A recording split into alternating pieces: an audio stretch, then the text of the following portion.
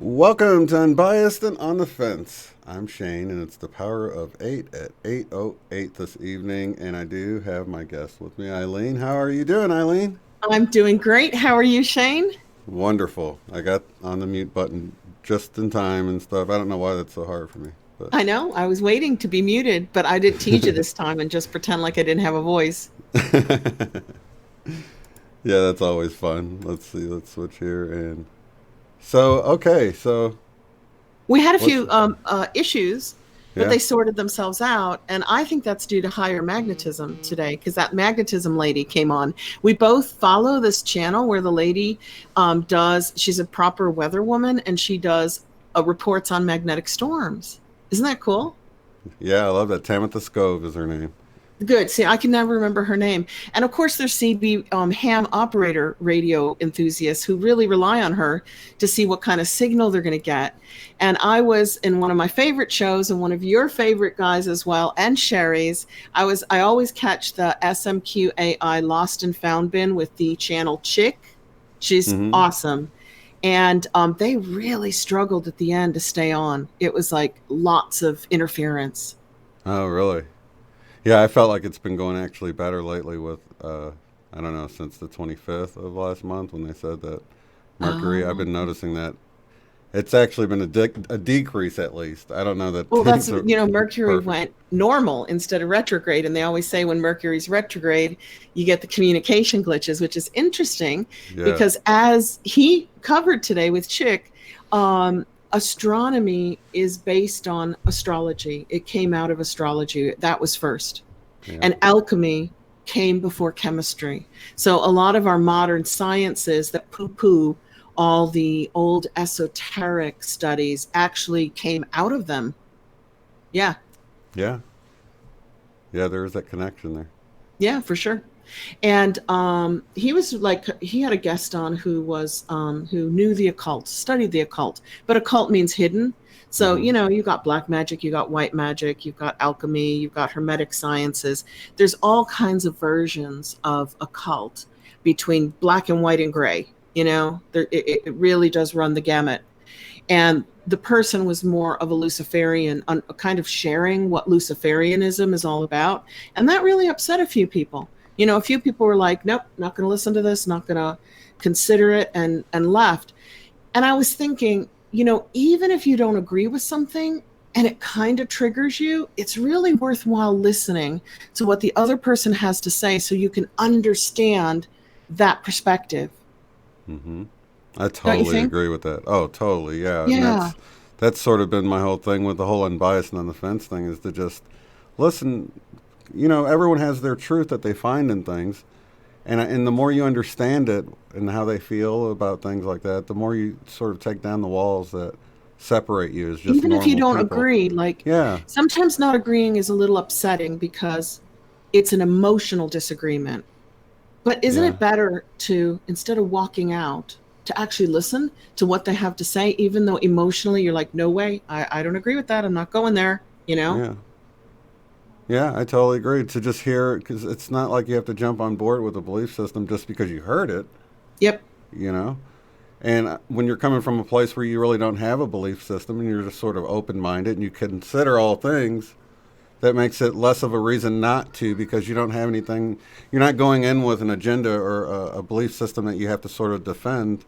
Yeah. So you can just consider anything. Consider everything. Everything. But there is an important point, though, that we suspect that our current ruling elite do practice a form of occultism. So if you're going to understand the people who are programming your television shows and subliminal advertising, it's kind of important to study what they believe. so that you can sit back and go, well, now I know why they do that. Now I get it, you know? Right. Instead of running away from it and saying, I'm not going to look at it, it's too scary, but people are doing it. So it's actually in your best interest to look at it and try to understand it. Yeah, I'm looking here and it says Dominic made a really good, what was it? Hey, Dominic. I can't see the chat till later. Okay, so he says, know the enemy. Now, I can totally agree with understanding, like, where somebody's coming from. But a lot of times you find that when you, like, honestly consider it, they're coming from a pure place of whatever they believe. Some, maybe not the bankers, but some, yeah, for right, sure. Right. Yeah. But even they, like, in their own, the way they justified in their mind, I believe they think, like, the wealth of the heathen is laid up for the just sort of mentality. So even from their perspective, they're not, I don't think they're doing anything evil or wrong. I think it's just it's their right in their mind to do that. See, I think some people do things knowing that it's wrong, but the vast majority of it do it having justified how it's right. Right. Yeah. So when they do it, they feel like this is the best for all. Like it's like your mom giving you a spoonful of nasty cod liver oil and going, "It's good for you. It's good for you." And you're like, but it is good for you. Yeah. But yeah, I agree. Even those who do evil are justified in their mind some kind of way to do that evil. It makes sense to them, is what I'm saying. Yes, and there are some though who are purely psychopathic, and that makes them really good at achieving these success levels because they can fool everybody all the time. And they don't have the emotions. They don't have the emotions, and they know it's not good, but they don't care. There's a few. Yeah. I think those are the minority, the vast minority. I agree. Totally. Well, there's psychopaths and there's sociopaths, which I think one of them is born that way and one of them can become that way through trauma and stuff. And I can't remember which was which, but I think a lot of it's that kind of stuff probably happens too. Like where and it says that they can develop into, like if they let things go too far and have certain kinds of experiences, they can switch into a more psychopathic mode instead of a sociopathic mode. But it's interesting because they ran studies and found, I don't have the number in my head, somebody in the chat might, a certain high percentage of our CEOs are defined sociopaths. Mm-hmm. Therefore, you have to be sociopathic to climb that high. It's like it's like sociopaths put the system together, and it's been put together in such a way that it only rewards other sociopaths. So to get to the top, you got to play ball. You got to do it their way. So it's kind of a sociopath creation machine, right? You want the money, it's like you're climbing the ladder. Yeah. And each of the rungs are people that you're just going to have to step on to get there. And and maybe the first time you feel bad stepping on your friend in the next cubicle. But 30 years later, you don't care. Squash them, Yeah, it's like practice makes perfect. Yeah. That's so funny because that's exactly what it is. And they've justified it in their mind. I got one life to live. I've got to climb to the top. And so this is the problem, the chicken and the egg thing for solutions, because I love solutions. I love people who come up with solutions, even if they're not 100% practical, because otherwise you're just moaning. If you're just going, oh, darn it, they're so mean here, they're so greedy here, blah, blah, blah, I want to leave. It's like, well, what can we do to change that? And it's like, what came first, the chicken or the egg? Do we have to change the system to reward the good in us? Or do people who are good have to run the system and then the system will change? What comes first? Do you change the system or do you change the people within a corrupt system? What's going to fix it and get it back to Cynthia Sue Larson's going to come on May 4th, and she's going to talk about scientific evidence, because she's a physicist, right? Yeah. Scientific evidence that proves the universe loves balance and the universe rewards well-being, which means the universe is not going to reward humanity that is greedy, sociopathic, doesn't share, right? So if the universe rewards well-being and balance, how do we, who, like the majority of humans, are healthy, well-balanced, and lovely people who will share, how do we get a system to reflect that? Instead of the system we currently have, where we're kind of locked out of it because we're not on that treadmill of anything for $1, basically. Yeah, I think that's a great point. I think it's probably going to be a 2-step process, don't you? Where you got to get, I guess, more noble people in those positions while we undergo the shift and restructuring of the whole thing. Seems to me that we need both. We need to it both happen at the ways for same some. time. Yeah, So then they like, okay, we're not a political show, guys, but every topic is on the Yeah, floor we're just here. considering We'll stuff talk here. about Who anything here. knows? You When know. they threw Bernie Sanders at us in 2016, all the good people, I mean, I don't care whether you're Republican or Democrat, you can still be a great person. I really am not political at all. They went, yay, finally a politician who cares about us.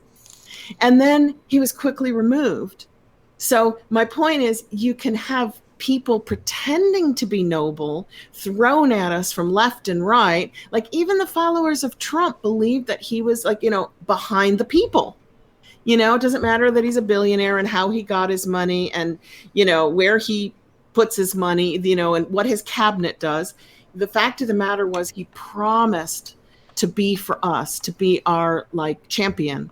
And then people are like, okay, they fall for it immediately, whether the person is a true champion or a false champion. They still hope that the person who might be false is actually going to do it. Yeah, and I think that though, people who do just kind of go along with the hope is, sometimes what else are you going to do if you can't really change anything? You can just send positive intentions and stuff. So I think even like when you view the whole thing and the people who do have hope, even if it is false, it still like feeds that whole system of how it works. Everybody being on their Yeah, I own. think the hope could actually heal the world. Staying hopeful. Yeah, it's just Can sending out that actually positive heal. vibe. Yeah, it can It's heal kind of like the you. water experiment. If you're constantly, Yeah. no matter who the president is or who anyone is, like even if it's a dictator that's, committing genocide in another country or something, if you still send love at them instead of hate, it's bound to have a better effect on them. You know what I mean? Yeah, In the so the, the, position they're in. the solution would be maintain hope, love, and forgiveness no matter what. Right. And that keeps you healthy and your family healthy. And then that seeds consciousness and helps humanity And you to be never know. What healthy. if what Yeah. if somebody had a change of heart? A politician, Obama or Trump or anybody in there, and they're overcome with positive energy. I mean, Yeah, it's and they're in a possible. position of power, Right, and they just feel like I need to do something right. Yeah, yeah, that's not such a bad idea. And Cynthia Sue Larson's one of her last videos, I think it is her last videos about the scientists in Edinburgh that you and I talked about, I think last week. No, before Case. No, maybe we talked about it with Case last week. Scientists are studying now, starting to the possibility that we each create our own unique reality within a shared reality environment. So it's like the sea would be the shared matrix, and the little bubbles in it would be us floating around. But inside our bubbles is a unique reality that the other bubble doesn't share entirely. Like you might right. share roads and grass and sky, but you might not share people are terrible. They always steal and cheat and lie to me. And the next bubble floating by might go, oh my God, people are so awesome. They're so kind. They're so generous. But they're So, also overlapping each other too. Like yeah. the example we were using with the waitresses that go to the table and have two opposite effects. I think that was you and I talking about that. And Where Case, because he told yeah, us that story about your mood and your expectations can make people react differently to you. I yeah, believe because that. he had the confusion after his QHHT session or whatever. Yeah, that story where his confusion like confused the teller. Yeah, I Or feel getting like yeah, if you do believe you have, it's called victim mentality, which sounds like an insult, but in psychology, it's an external locus of control. yeah. So you believe that you have no power here and that everything around you happens to you. You can trigger people around you to treat you that way. But then the opposite of that is called an internal locus of control. And those people believe they are powerful here and that they're not victims of others, they are creators. And they kind of like, oh sorry honey, I made you do that, I made you get mad, don't worry about it. It's that kind of attitude. And rather than, oh my God, why do you always yell at me, you're so mean, nobody treats me nice. It's that opposite You know what's ownership. funny about that? What? As you're bringing this up, I'm thinking, and I'm like, well, whichever way they view it, it's gonna make it that way for It's going themselves. to make it that way. Isn't that amazing? Isn't it amazing? So that's in psychology. Like anybody, you don't have to have a degree. You can just look this stuff up because it was available in my textbooks in 1983, 84, 85. And they said people, I don't know if you're born with it or if you develop it from your environment, but you're either in one camp or the other. It's hard to have a foot in both. It's hard to say, I have no control here and everything happens to me, and say at the same time, I have control here of my life and it's up to me to change it. I definitely feel like I went from bubble 1 to bubble 2 throughout my life. Did you? For sure? Yeah. I wonder what triggered you to jump from kind of the victim mode of, oh my God, this is so hard. Everybody's so mean to me. It was religion. Religion puts you in a victim mode from the get-go, really, if you think about it. You know, you're plagued with this sinful nature and you know what I mean? It's like, oh, like... Well, I was really lucky because I was raised a strict Catholic. So I rejected it as a child because it's so full of guilt. I just couldn't wear guilt. I was like, nah, I don't believe that.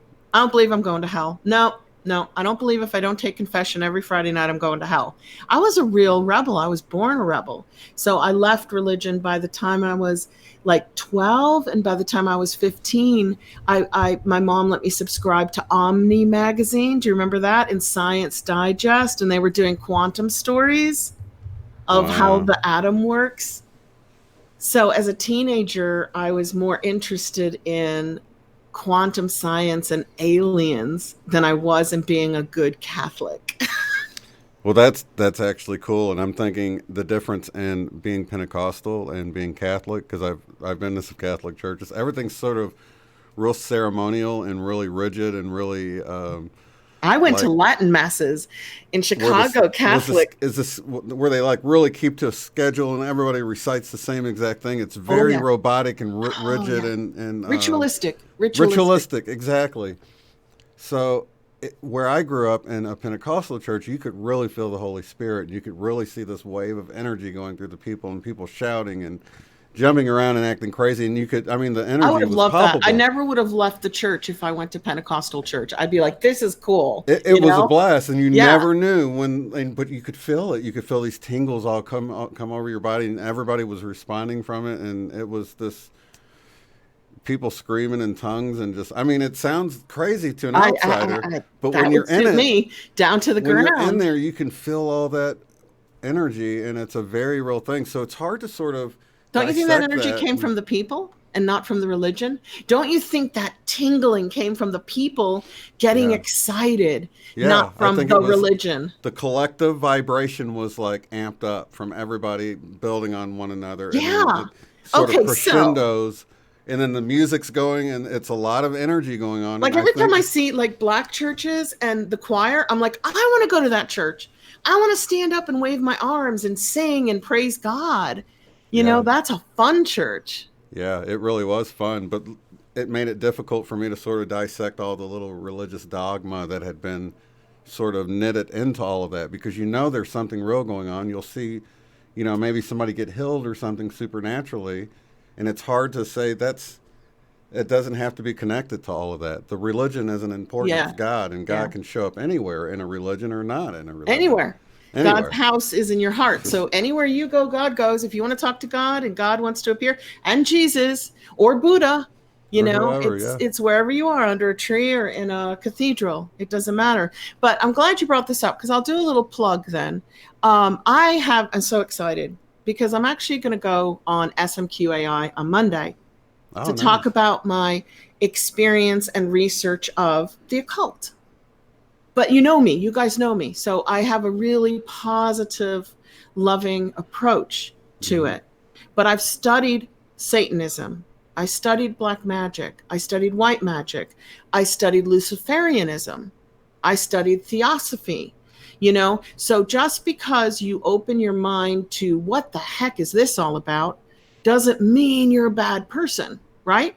But now you understand it and you're like, well, hang on a minute.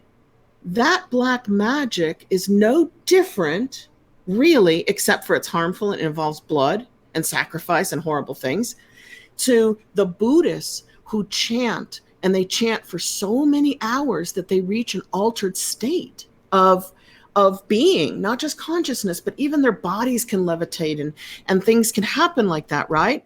So after like decades of study on the metaphysical and religious and quantum, I've come to the realization that it's all done through the human being. So all those people in your church who were raising their energy, they got their beliefs going, then they got their heart going, then they got excited, they got their emotions to fill the room. You can move mountains when you do that. But other people will do the same thing you guys did through black robes and daggers and animal sacrifices and worse. I'm not going to talk about worse, okay? We all know. We're all grown-ups here, right?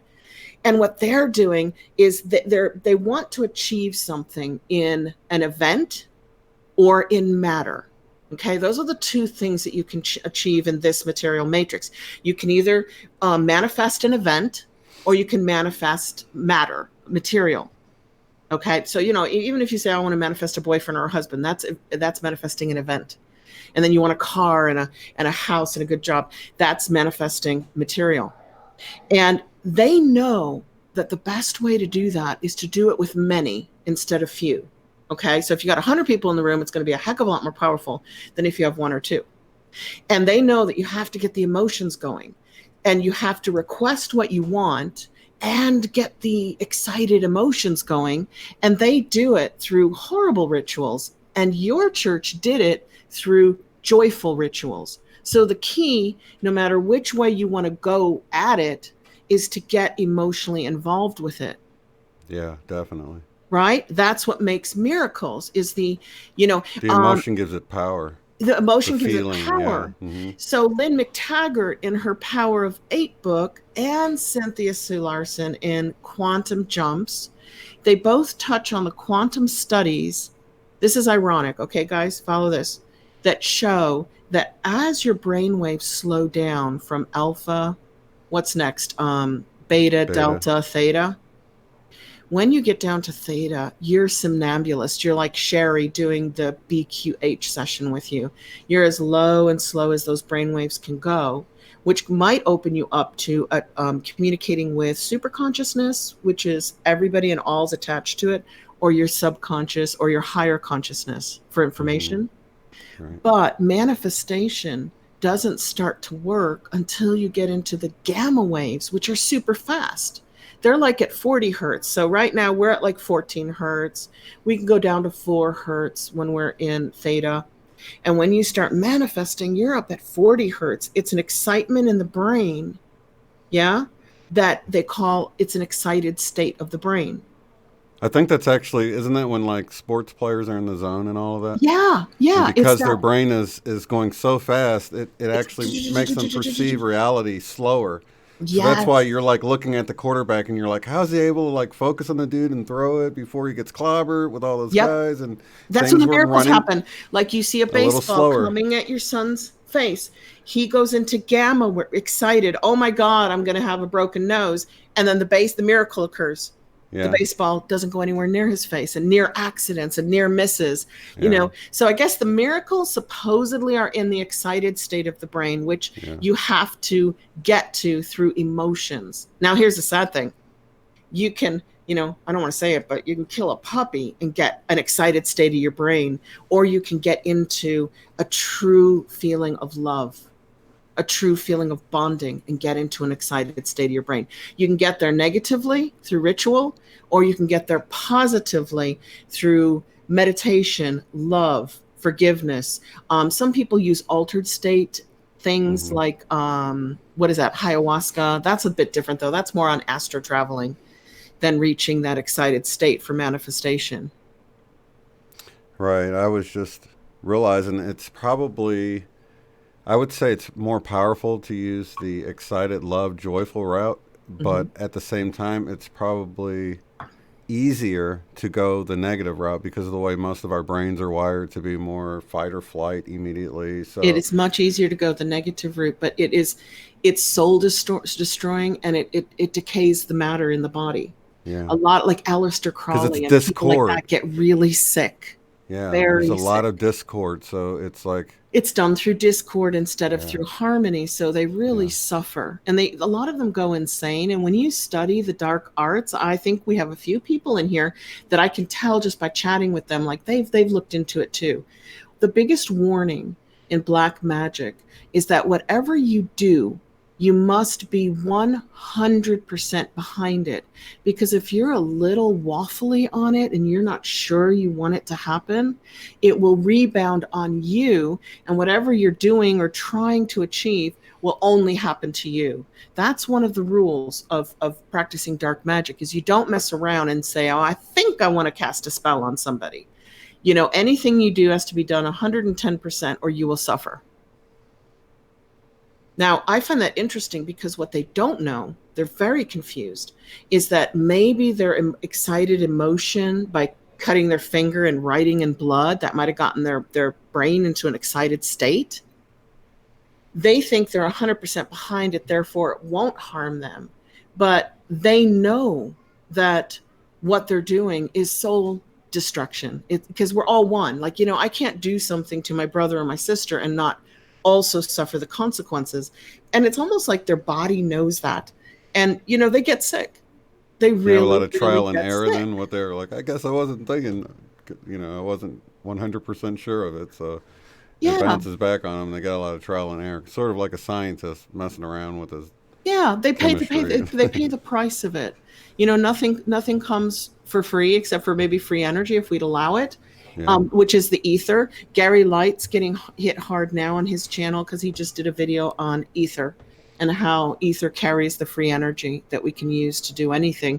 And, it was kind of like that primer fields video that we looked at. So he's getting pushed harder by YouTube not to put out videos that talk about the energy that's all around us all the time.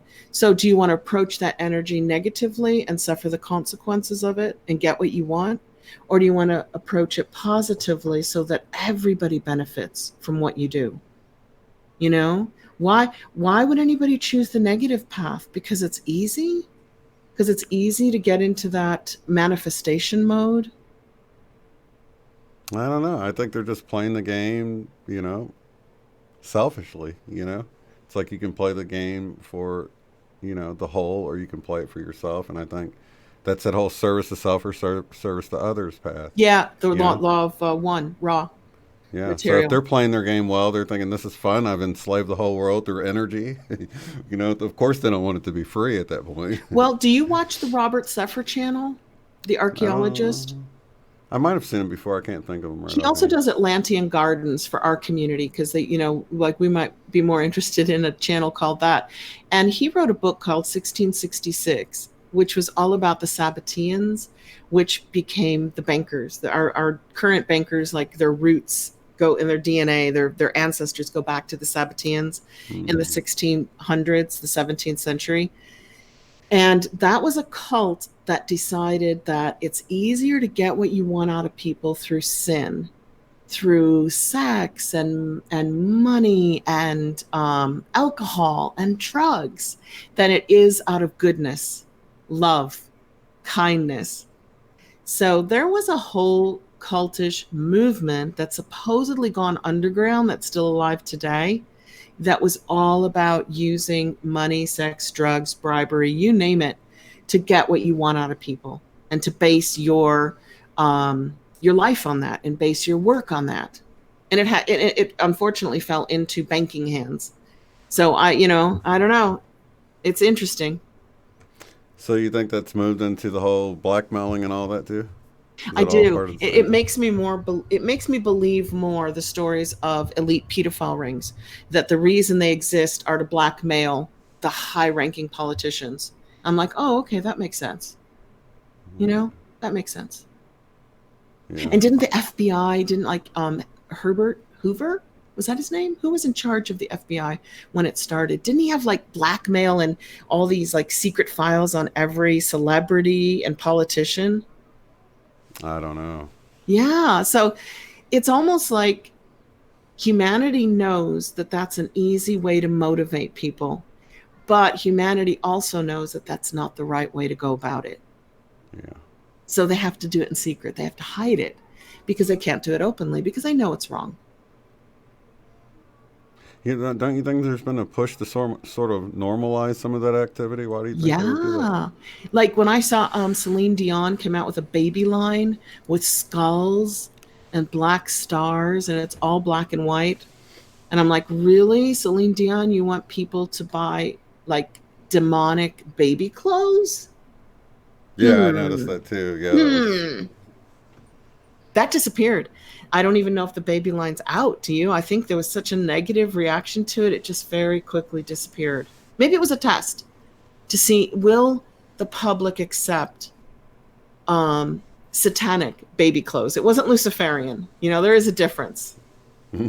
Well, let me ask you, do you think she did it out of ignorance, or do you think she knew exactly what she was doing? Or do you think she was maybe a third option? She knew, but she didn't have a choice but to roll with it. I always think that they're puppets. I think all the politicians and all the celebrities are puppets, and they knowingly have to do what they have to do to maintain their status of wealth and power. And it's like, if you don't play game, I remember payola in the early days of radio, because I was in mainstream media, but I was in the news side, not in the music side. And payola was really big in the 70s and the 80s. So if you wanted your song played, you had to pay. You had to bribe someone to get your music on the radio. So would you do that? Probably. If you want to be a famous singer, you're going to have to play the game. And that's pretty much how they ran Hollywood and all of that, right?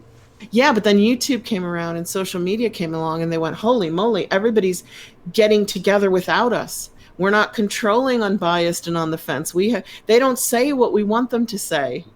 Yeah.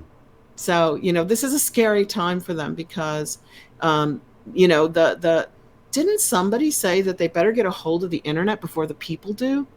I keep hearing that some famous politician warned everybody in the 90s, hey guys, do not let the people, the masses, get a hold of this technology. I wouldn't doubt it. Yeah. Because I don't know. I don't see it taking a brain surgeon to see where that would lead to figure that one out. Yeah. Maybe it was so slow at first they thought, what could they possibly do with this, But what can you do with this? Get together, communicate and share and encourage each other. That's where great movements are born. Free the slaves, votes for women. It probably started out with like 3 people meeting in a church hall, right? Oh, yeah. Going, we really need to have votes for women. Okay, there's 3 of us. Now what do we do? No internet, right? That's exactly right. Yeah, that's why I was telling Carrie Camp with her, because she's trying to do all that stuff with cancer patients and cancer healthcare and everything. I'm like, you got to find your tribe, because I'm sure there's other people that's working on it too. And so that's, I was like, man, you really should spend more time trying to find groups, because you can't be the only one. You're see this happen where it happens in waves, you know what I mean? That's it happens in waves. Yeah.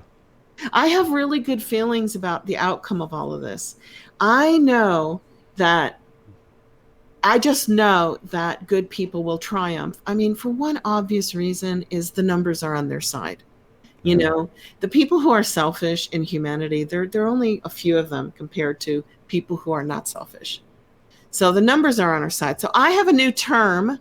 Okay, I want to see if this will catch on. Have you ever thought of a term and you're like, oh, I've never seen it anywhere. Maybe I can create one that'll go around the world. My new term is sleeple, SLEEPLE, instead of sheeple, which is very insulting, or NPCs.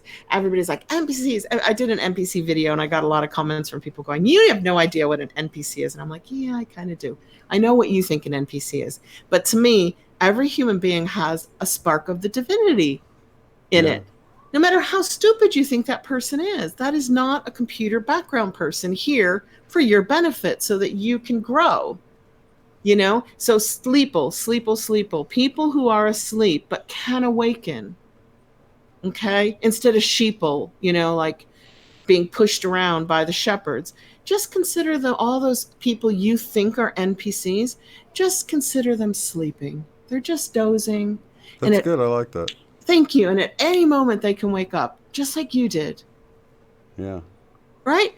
And I know it's going to happen. I know that we're going to reach the 100th monkey. We're going to reach the tipping point. We're going to be the 144,000. and it's going to go through masses of humanity like a wave. It's just going to go through everybody. They're all going to wake up, and it won't be like they have to do something to stop the evildoers. The evildoers will have no power to do evil anymore. There'll be just too many people awake. Yeah. I can definitely see us leading that way and heading that way. I feel it. Yeah. I really, really feel it. So that's why I say, even without any sort of solar flash, which I hope something like that happens. Oh yeah, that's like the David Wilcock thing, and he's got some good evidence on it from. Yeah, I'd be totally down for that. So I'm not saying that, but even I can see, even without anything like that happening, it would take longer probably, but I see us moving in that direction. And I think for a while it seemed like things were moving and getting worse, but when you I found a new source that I'm going to run by you, and I'm going to send it to you because it's a whole new source of cyclical life reset. And if we are on a cyclical reset of life, and we have X amount of thousands of years to figure it out and get it right, if we've gone through that, or the Earth has, over and over and over again, well, then how bad or scary can it really be? Because the soul lives forever. I guess you have to believe that you are immortal and that you'll be okay no matter what, whether you have a body or not. You have to, I guess if you have that belief, then it doesn't matter if life on Earth resets every 6,000 years, every 12,000 years, every 26,000 years, right? Yeah, definitely. And I agree with you, Mel. I do think it's already happening. Yeah. Yeah. But I just mean from a very natural point of view, there's so much evidence for how we're headed that way without all of this supernatural cool stuff we see happening. So. But what's kind of weird is that along with the evidence of a reset, let's just talk about the Schumann resonance rising, the magnetic field breaking up, which protects life from, skin cancers because of too much radiation from the sun and other dirty waves that we go through, like helium and gamma waves. The pole drift, the pole shift, all the planets heating up at the same time. Our shields are down. Shields are down. Planets becoming more, grand solar minimum, increased magnetism. So when you look at all that, you think, well, that's maybe not the greatest part of this, but maybe it's causing the Mandela effect. Maybe that wakes people up. Maybe that is why we are together and we have a different consciousness now. And we wouldn't have had that without all those other changes too. Yeah, and we're supporting one another more than ever. We're creating this net of connectedness between like-minded people that are after a similar result instead of whatever, Yeah, so it kind of ties into the good stuff as well. And maybe that is part of soul evolution. And we pull everyone else up with us. Yeah, maybe not 100% of life accelerates through evolution at the same pace. Maybe there are graduating classes every 6,000 years. Maybe there are graduating classes every 12,000 years. Maybe there's a graduating class every 26,000 years. But maybe the graduating class doesn't have to come back and start from an amoeba. You know what I mean? Because they did it. They got it. They understood their matrix, and that's no longer a challenge for them. Move on to the next challenge, next level of Mario Brothers, the next world, right? Exactly. Yeah, I feel like, there might be like a party and a celebration for a while, but we'll eventually go into even higher. I don't know. Maybe it's going to be about creating universes or something. Who knows what the next class is going to be like. Do you instinctively feel like the end point is reunification with God, the divine, the source energy? Do you feel like you're working your way back to God? Yeah, I don't feel like that's the next step, though. No. But do you feel like that's the end game? Do you instinctively think that's the end game? I kind of feel like it's just going to keep recycling upward and onward and, I don't know. I don't feel like there's an end to it. How could there be an end to it? Well, because there doesn't have to be, but it could be as simple as when you do have all knowledge through your own experience and you are reunified with source, which spat you out in the first place. Yeah. Right? It's like the black hole quasar thing. Then you're with God and you get spat out again and you get that's what I was going to say. Experience the universe again. That's what I was going to say. Even if you go back, you'll have to get spat back out again, right? I guess. Or do you want to stay there making universes and creating the planets and the worlds and everything? do you blend in with all the other little fragments of God that returned and incorporate all that knowledge and then get sent back out again? Yeah, And or maybe they say you constantly, can stay now and be the creator of worlds. You stay with source. Or you yeah. can go out and just go experience it again. Go see what it is like. Yeah, there's a lot of sayings of like humanity is the eyes of God. It's God wanting to see itself. And what's the other one? We are spirit experiencing a human body, a human life. We're just little fragments of spirit coming down here to going, oh, that looks interesting. What does that feel like?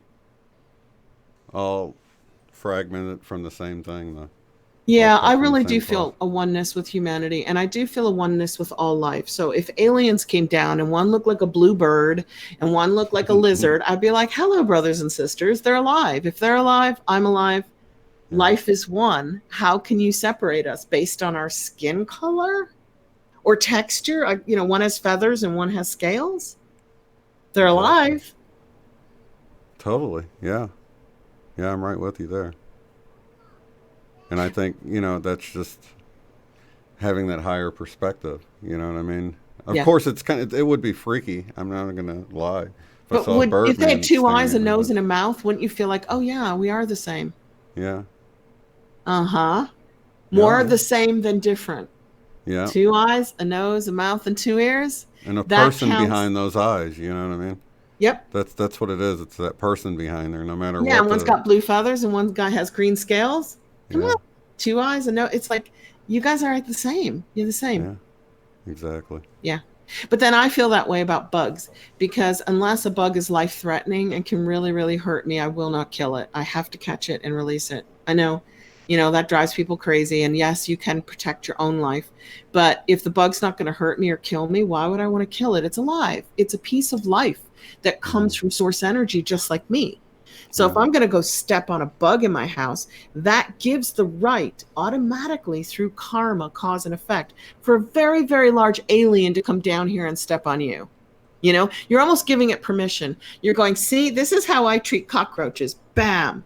And then the aliens come that are 200 feet high. I'm not saying that they really exist or that they really will. Why can't they step on you? If you can kill bugs, they can kill you. It's like instant karma.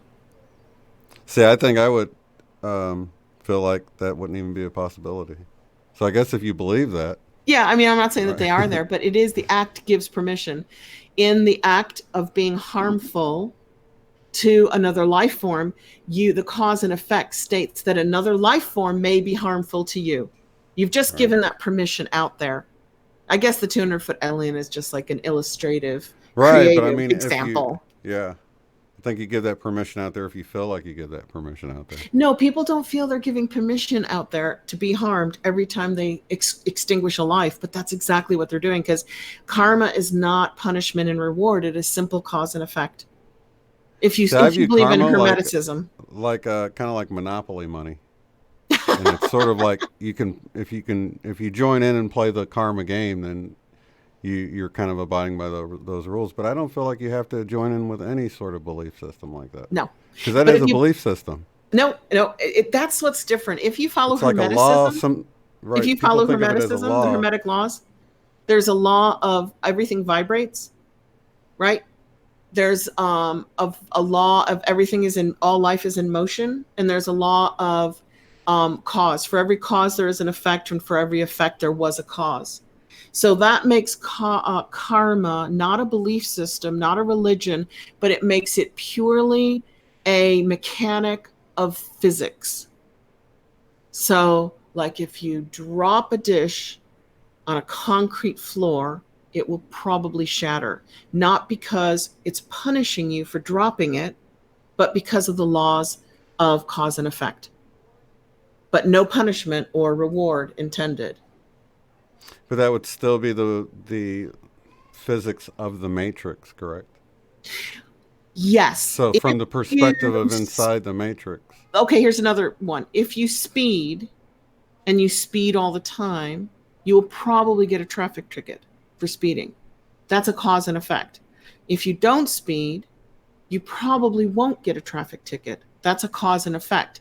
People go, oh, I got a ticket. It was a punishment. Oh, I never get a ticket. It's a reward. It's not. It's not a reward and a punishment. It's a direct response to your action. Mm-hmm. Right? So, like, I mean, I'm making up a whole bunch of them, but like if you brush your teeth, the effect might be that you don't get cavities. And if you don't brush your teeth and you eat a lot of sugar, the effect might be that you have a mouthful of cavities. It's a direct relation between the action and the result. Without punishment and without reward, without religion. So what would you call that? A mechanics of material matrix duality? Just the law of karma is all I know. I'm real familiar with it. But would you consider that because you're in matter, that it exists because you have a material body? Because if you had a spirit body, I'm not sure that any of the Hermetic laws would apply. It's probably just that whole balancing thing you were talking about. You know, it's just the natural balancing with karma. You know what I'm saying? It's probably more of a balancing, like you were talking about earlier, how everything tries to get back into balance. It strives for balance. The universe strives for balance. Yeah. So I think karma would be a direct result. Well, if that's the case, karma, then right? The people who do evil in order to gain personally are really stupid because they're not honoring the mechanism of cause and effect. What they're doing is so negative that of course it's going to rebound on them. So you have to be pretty stupid to do negative things in order to gain materialistically, because, you know, if that mechanism is always in play, then there's going to be an effect that they're going to have to cope with or face at some point. Definitely. Well, let's see. You say you got some suggestions for tonight? Yeah, I do. 45 minutes. And are we at 45 minutes? It goes so fast. It does. Okay, so I'm going to lose you for just a second. No and problem. You guys, if you have suggestions for our intentions and meditations on Saturday, could you put them in the comments after the show? And we can go back and look for them there. Because if you place them in the live chat, it's really hard to save them. It goes by really fast, and it's super easy to miss. And you can't like go back a week later and say, oh, so-and-so suggested we do this. So I have an email and a comment from some viewers. Jackson McNuggets would like to know if we could please do a Power of 8 on lessening fear and anxiety in our community, of course, and then in the world. We would, extend that to a global request. I love it. I love it. And I think we should do that tonight. Okay. And I think it will really help some people, because we have some new people coming into our community who are newly awakened, and this stuff is really scary. Okay, so they're feeling a little like, what, with the Mandela effect and the elite and all that. Yeah. It can be so overwhelming. Oh yeah. My gosh. Anxiety producing. Definitely. So, I also recommend CBD, and I'm not allowed to say that because I'm not a doctor, but I just know people use CBD to get rid of anxiety instead of chemicals. Mm-hmm. But I'm not allowed to say that, so I didn't say that. None of you heard that here. And April, she gave us this before Case came on last week, and I would love to do it. So maybe next week. April requests that we do an intention and meditation to break the desire of any and all addictions. That's a really good one too. In our community and of course for the world too, because addictions are just like so, devastating to people and their families. Yeah. They can be. My coffee addiction, only makes me a little, wired. So that's not devastating, but I'd still like to get over it. And also she's got a second one, which wouldn't be on the same day, obviously. And that's affordable college for all and forgiveness of all student loans so our young people and our future can thrive. Wouldn't that be nice? Yeah. And just so you know, everybody, that's how it is in Europe, Scandinavia, Canada, Australia, New Zealand. All the Western countries, except for America, use a great portion of the taxes for free higher education and free university for the students, because they want a smart generation. They want to compete with the world, so they give them that because it benefits the country. But our country puts 77% of our taxes into the military industrial complex. There's nothing left over for higher education for all Americans. It's just, you can't do it while you're feeding this machine of 800 overseas bases. I kind of thought it would be cool to do a separate intention at some point. This is just an idea, not like for tonight or anything. But okay, so I noticed the way cell phone companies will like share the regular phone connection now. Like, so you'll go into roaming and it doesn't cost you like roaming charges. It's like, it's almost like, I don't know if the phone, this is how I imagine it's happened. The phone companies have just allowed each other to use each other's, you know, towers in those areas. Exactly. Yeah. So I thought, wouldn't it be cool if, because this is probably the natural way things are headed anyway, right? For things to be that way with data as well. So when you're like in an area where you can see that you're getting a signal, but it's not your cell provider, so you don't get the data, or to say 3G or something along those lines. If we could, since that's probably where it's headed anyway, it seems like there would be less resistance to move that about sooner. Maybe that would be through intention, we could stretch it would benefit everyone. Yeah, we could stretch that out to be automatic and sharing of all energy. As well, because you know, if some people can't afford heat and can't afford lights, wouldn't it be nice if, I don't know how that would fit into that, or if we should just stick to information, internet, cell phone, data. Yeah, that's interesting, because I think it would be cool. It's kind of like Tesla's free energy plasma. You know, what you're talking about is, you know, and that's what the cell phone companies are doing, which is another sign of where we're headed. They're sharing networks. So if I drive and I'm out of my Sprint network, but I bump into AT&T, I now do not have to pay those incredibly high roaming charges. They just throw me on a network for free. That'd be beautiful. Yeah, it's cool, isn't it? Especially for those that travel, because some areas have better towers than others, you know, depending on what city you're in. And I think we should do that one too. But should we do McNuggets first and do? That was just an idea. Like, actually, I was thinking as a side project maybe, or something. You know? I like all the topics that we do. You know, it's putting our hearts together and then putting the idea of in our minds together, and we're energizing it with our hearts, and we're doing it with love and unity instead of ritual. Isn't that nice? Yeah, definitely. Yeah, I love it. That's why I was wanting to do something like that. I guess that is a little more selfish, but it's sort of like it would be something pretty specific that we can say, look, it worked. We were able to do this. And it's kind of an intention experiment, like Lynne McTaggart's Power of 8, The Field, and Intention Experiment. This show for newcomers is completely based on that. We've just, in a year, kind of gone off in our own little creative worlds. But that's what we're based on. We're based on Lynne McTaggart's books, The Field, The Intention Experiment, and The Power of 8. And you gotta love it. Yeah. Such a fun topic. But that would be fun to do as an experiment. Like, we get together on the show and we go, hey, instead of healing the world tonight, folks, which we do that every week, right? We're going to do a little experiment, and we're going to concentrate on this, and then we're going to let it go. We're going to let the universe take our request and see what it does with it. We're not going to worry about it. We're not going to check it.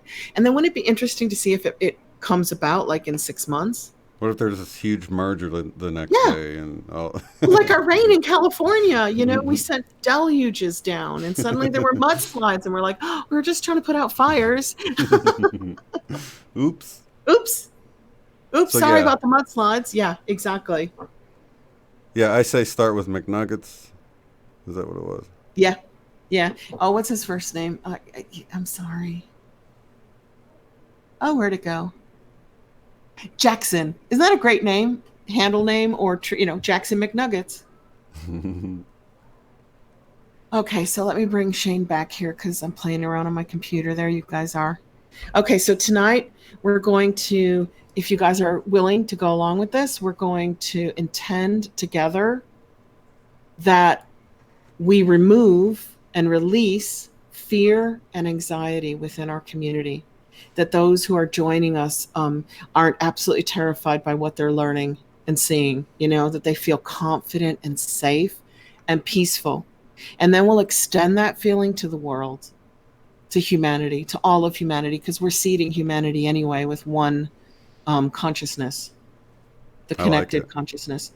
Now, did you guys like the longer moment of silence that we tested out, which Lynne really recommends. Like last week, we did 8 minutes of silence, and some people, it really empowers them. It really gets them going. Or do you like shorter? What did you think, Shane? Did you like a 3 minute or 5 minute moment of silence where we can just really intend on this instead of 8 minutes? I just worry because we're a live show that somebody might tune in and think that the show is off the air. Right. Yeah, I think probably 3 minutes would be sufficient. I think last week Case was actually doing his thing. Yes, we did That's why 8 minutes last week because Case from what is it, Everyday Masters, yeah. was doing reconnection energy to the group, Yeah. right? So I would say even if you want to just do a minute, that's fine with me. Whatever you feel comfortable with. I mean, I'd like to do 3 because Lynne says that during that silent intending together, after you've powered up, miracles happen.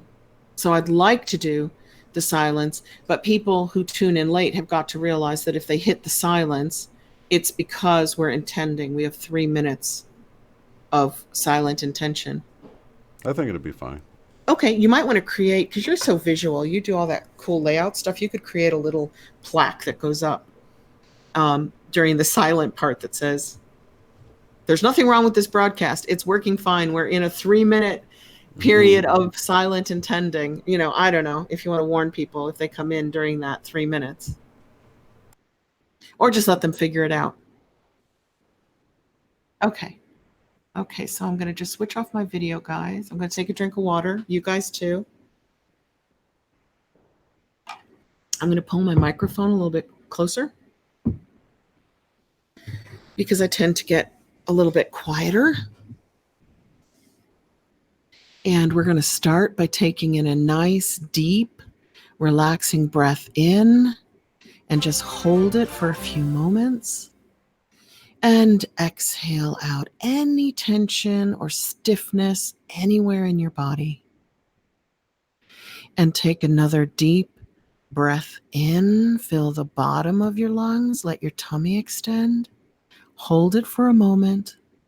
And this time exhale out any negativity or stress that you encountered in the last week since we were together. And finally, take a nice, deep, relaxing breath in and just exhale out any negativity.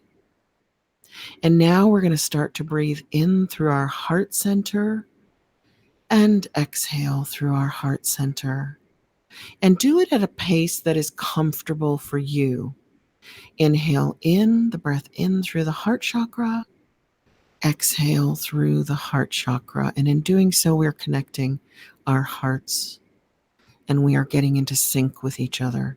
And now, because we really like this part of it, it feels really healing. We're going to breathe in a light, a beautiful, clear, clean color of any color of your choosing. Breathe it in through your heart chakra and exhale that light out of your heart center. And now as you continue to breathe in a beautiful color on the in-breath, let it fill up your body inside from the top of your head to the tips of your fingers and to the tips of your toes. And keep gently breathing that color in and exhaling it. And now is a good time to send down a grounding cord from your root chakra, which is at the base of your spine, all the way down through the building that you're in, all the way down through the crust of the earth. Let it go down through all the layers of the earth. See it passing through any stone or rocks or water, gas, oil, anything that's below you, until it gets all the way down to the center of the earth, and it spreads out quickly in all directions like the roots of a tree. And now that you're securely grounded to earth, you can allow that breath that you're breathing in and you're breathing out. You can allow the color that you've chosen to breathe in and out to surround you like a protective, soft cocoon of light. A beautiful, clear, clean, healing color that gently holds you and keeps you safe. And now just try to imagine in your mind's eye doing something that you love doing. This time tonight, make it your favorite outdoor activity, whether it's skiing or swimming or gardening. There could be anything that you could do out in nature, maybe just walking and looking and listening to the birds and noticing different plants and trees and leaves. Maybe it's rock climbing. Some people are in a desert and they love to drive vehicles out in the sand dunes. Just pick an outdoor activity that you absolutely love doing because you're actually enjoying and communing with nature in the natural world. And when you're realizing what that feels like and looks like and sounds like, now would be a good time to state and feel our intentions and to think them in our minds and push them down to our heart and out of our heart to our community. And what we're intending tonight is that we release all fear, we release all anxiety, we release any negativity within our community, especially for those who are newly awakened and things are different to the way they learned they were. Everything is not the way they thought it was. And we here who have been in this community for some time, we feel confident with that. We're happy with that.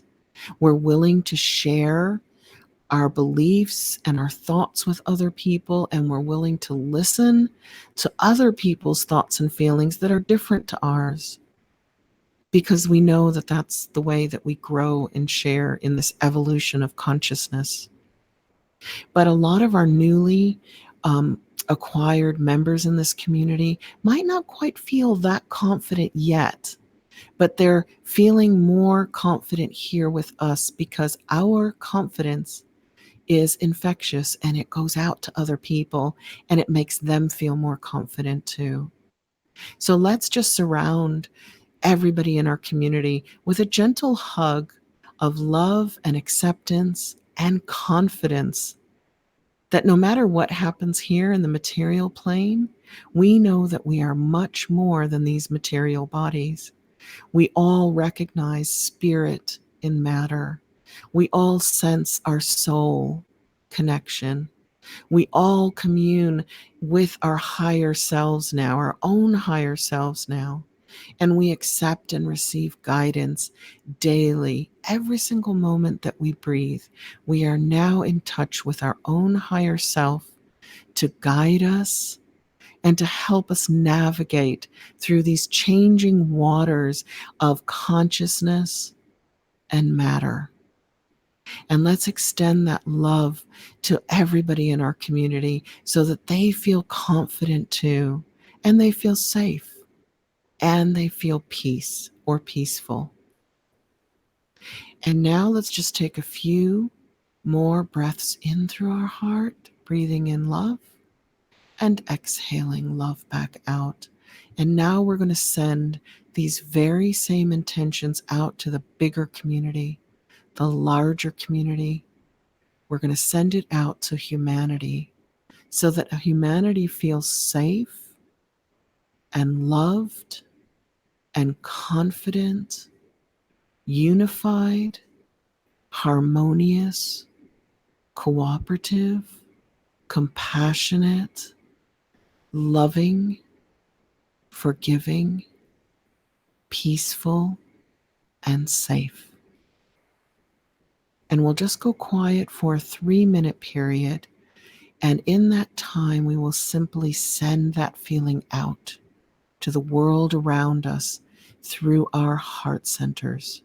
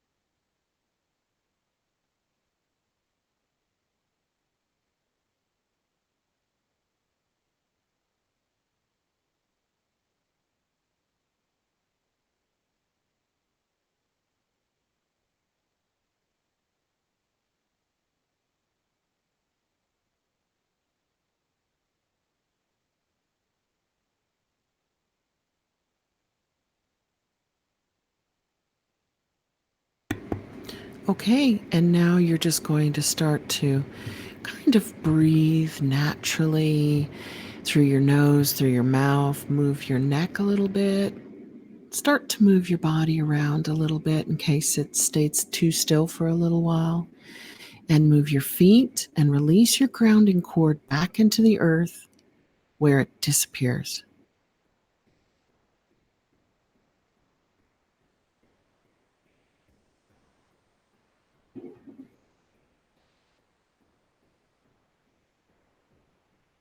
There he is. I'm back. And we are back. I was getting a drink of water. Oh, good. I will too. Okay. Water everywhere. I love water. Yeah, I always like to put the intention in the water and drink it too. Yeah, me too now. Programming water in the house. Yeah, isn't that cool? Awesome. Let me switch back. Okay, got us both up here now.